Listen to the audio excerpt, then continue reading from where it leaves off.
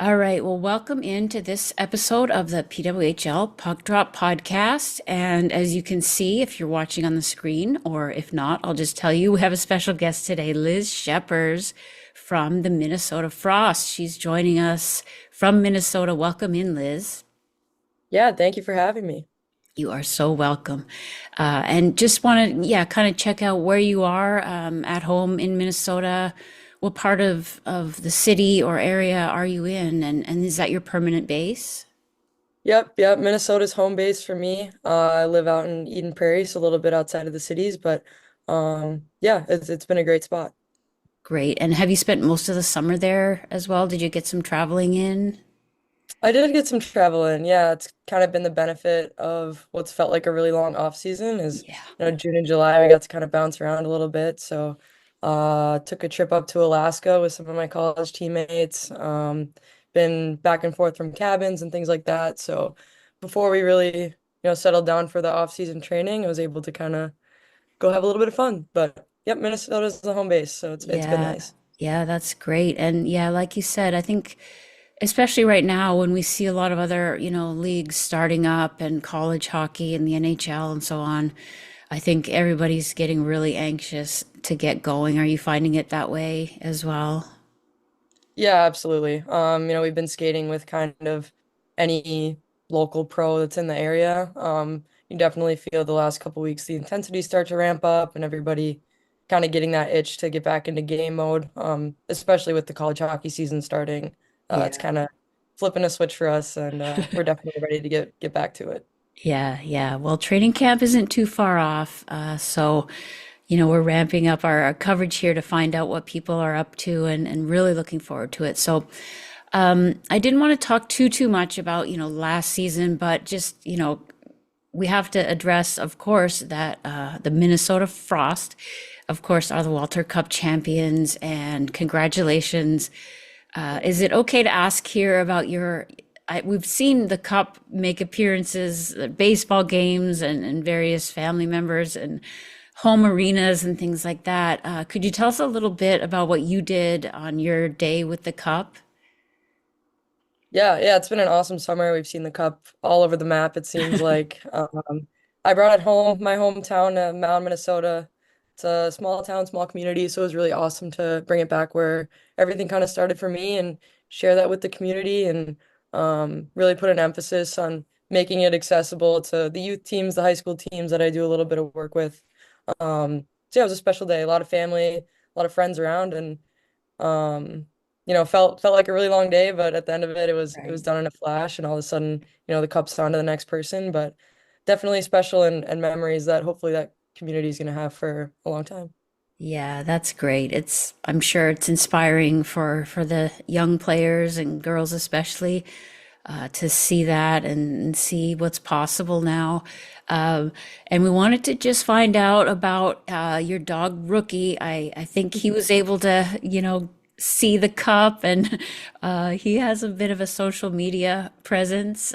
Did he get to drink out of, not drink out of the cup? I guess it's not shaped like that, but anything with him? Oh no, yeah, I think he was the first one out of all of us to drink out of it that day. So he's always the star of the show, the center of attention. So he definitely wasn't gonna miss out on that. That's so cool. Did he grasp the importance of what, he's been at a lot of, he's had a lot of big moments, but that's very significant, VID, very important dog.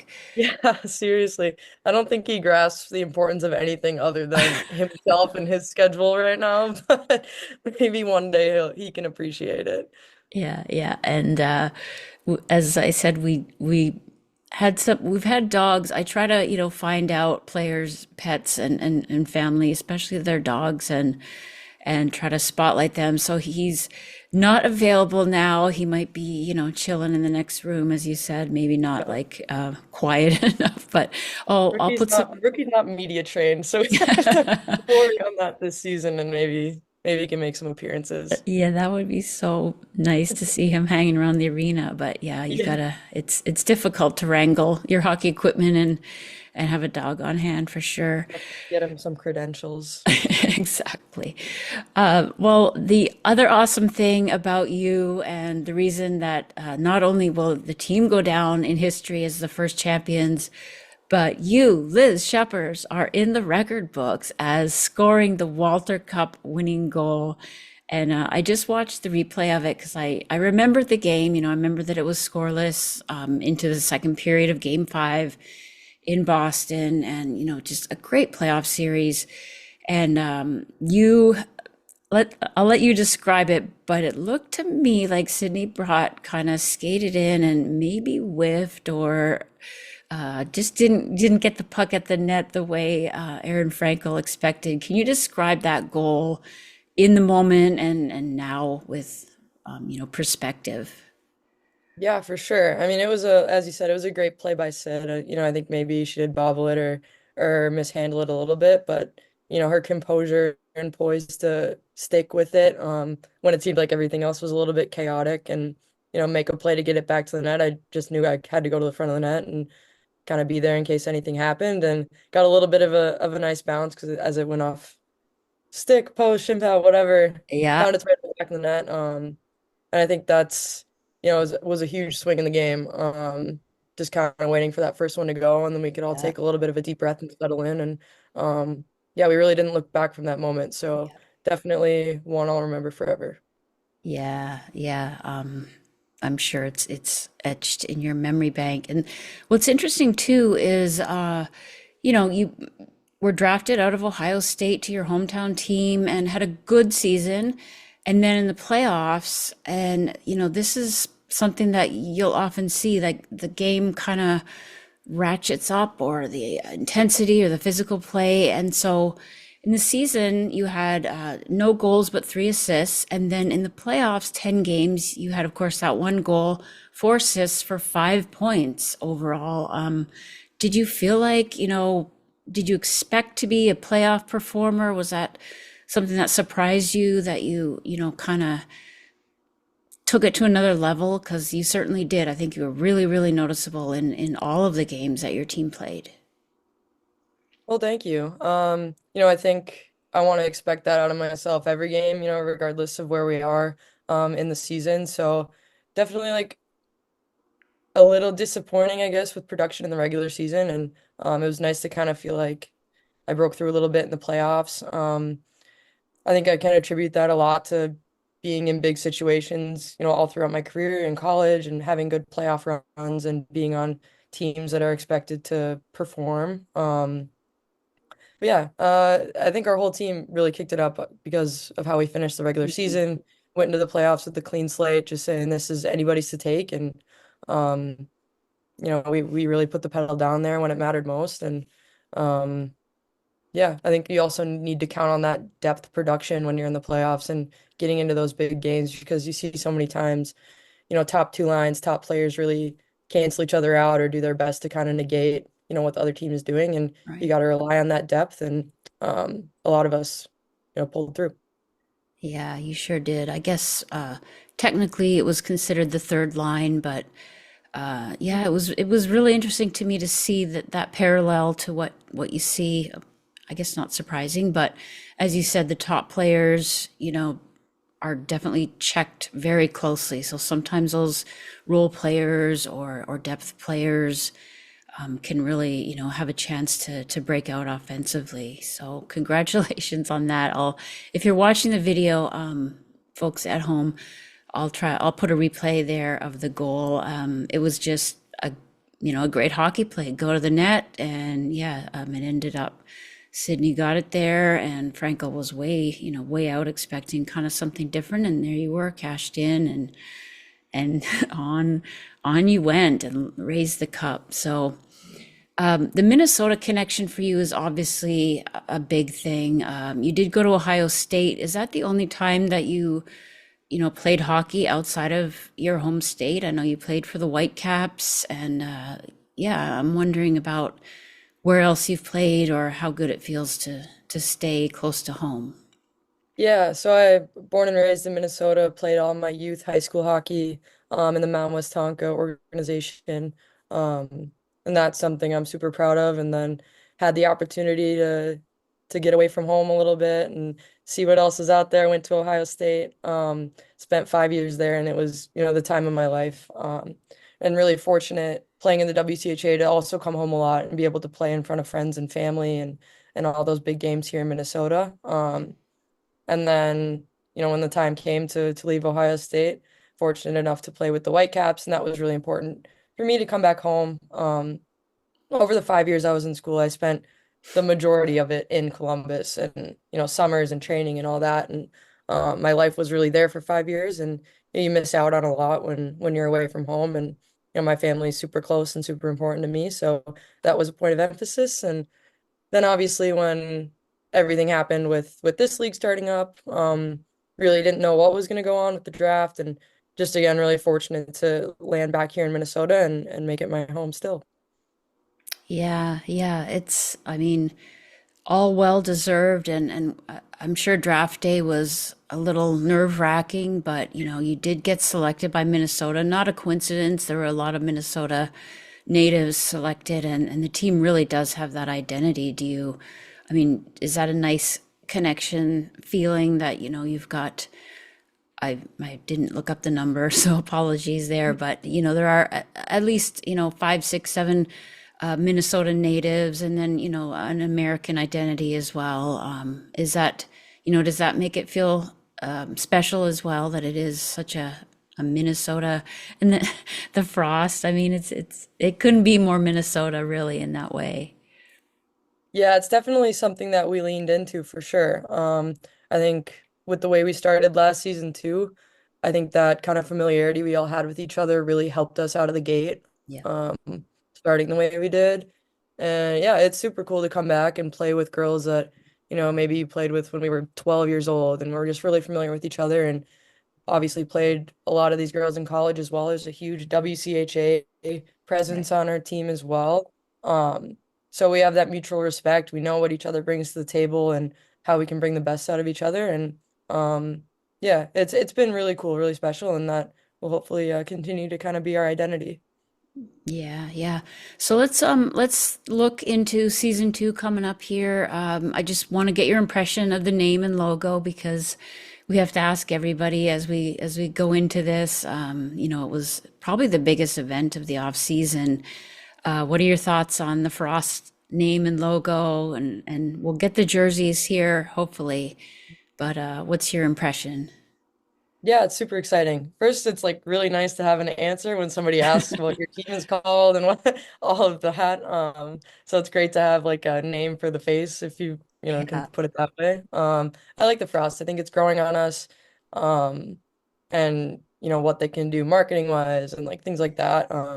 Really excited about any direction they take with it. It's very fitting, obviously, for the state and for our group. So, yeah, it's a great place to start for sure.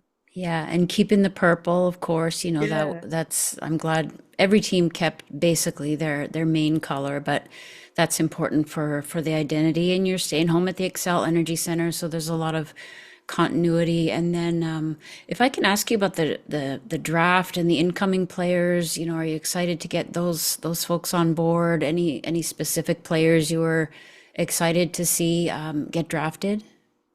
Yeah, it's super exciting. I think our whole draft class is really strong and is gonna fill into our team really nicely. Looking forward to getting to camp and seeing everybody together. Obviously, they're all coming off of really successful college careers, national team careers.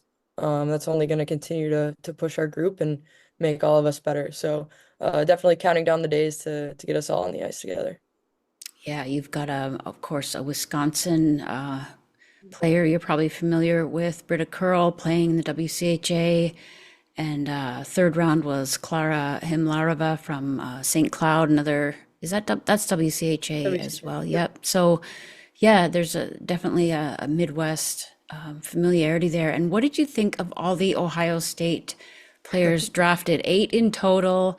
Yeah. It just seemed like, every time a name was called, there was a group there just high-fiving and a great support group there for all the Ohio State players. What did you think about, even though they might have gone to other teams, what did you think Mhm. about that? Yeah, it's super exciting. Obviously the draft was here in Minnesota last spring it was or summer. Um, so all June. the It was girls, June.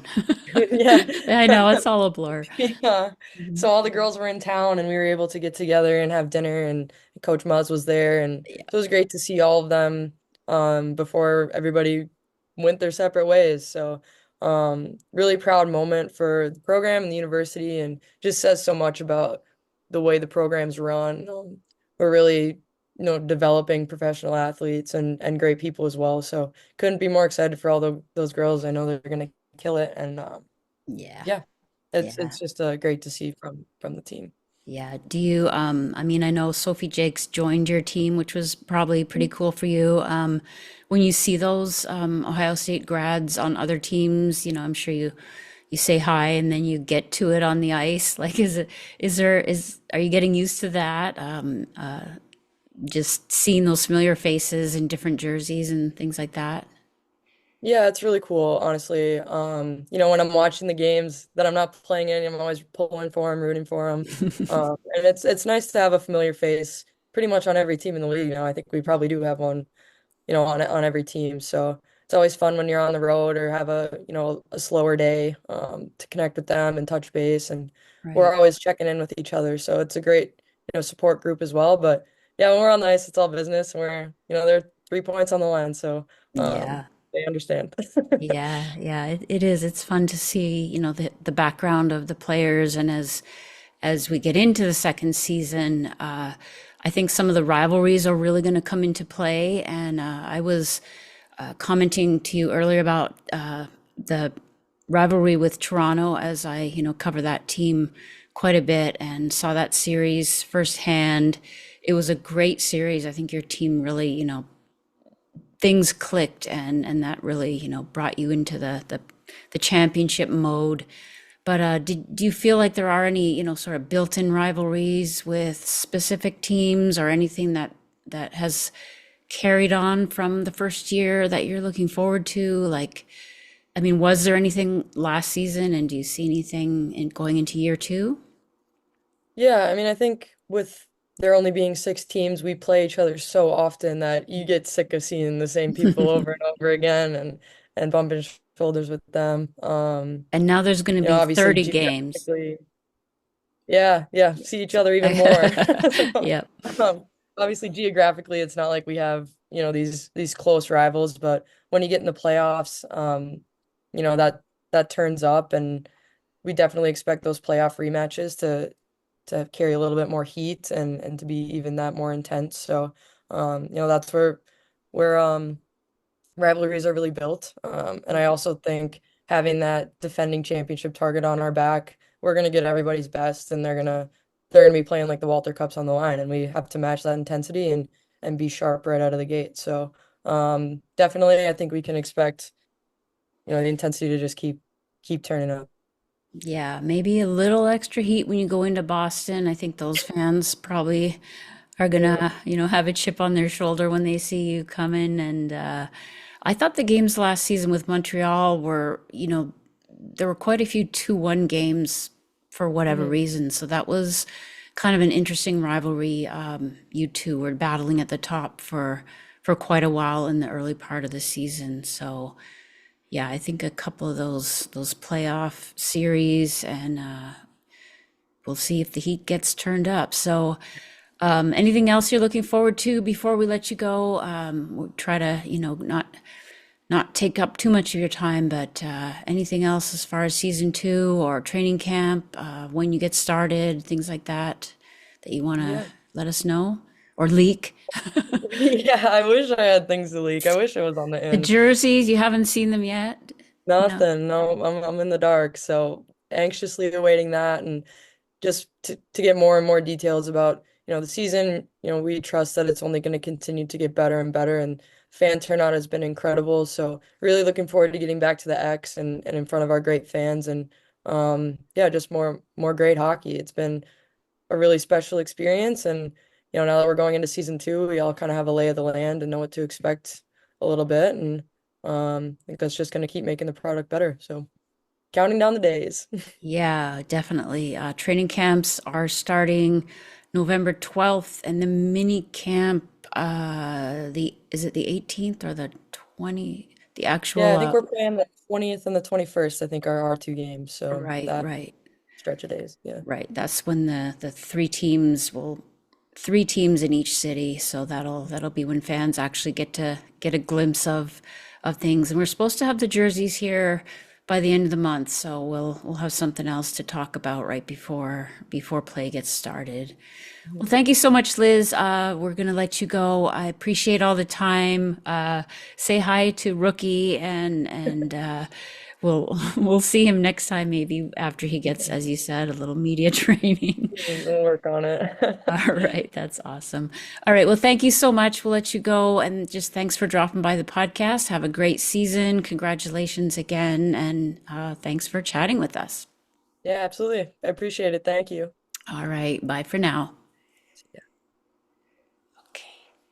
Thank you, Liz. I was going to mention your partner and then I forgot her name. I was Oh, Michaela. Michaela. Yeah. Yes. I mean that He's it, Rookie's manager.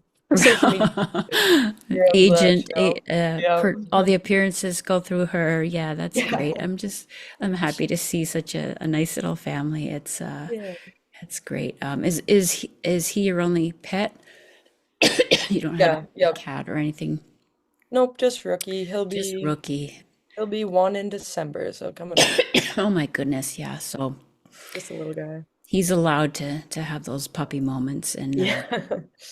all right, well, I'll put his picture up, and thank you for the thoughtful answers. I hope everything was good, and I think we're okay on time, which I'm Yeah, I happy appreciate it. happy Thank you. about. Okay, well, we'll see you. I'll I always go through Joe, and I don't know if I'll get down to Minnesota, but definitely here in Toronto. Hopefully, I'll be able to say hello. And I might be Nice. in I think some. that's our first road trip there. We're coming up to y- Toronto and Boston, so Yeah, your first game is at home, and then we hit the yeah, road. I know we all just can't wait to get started.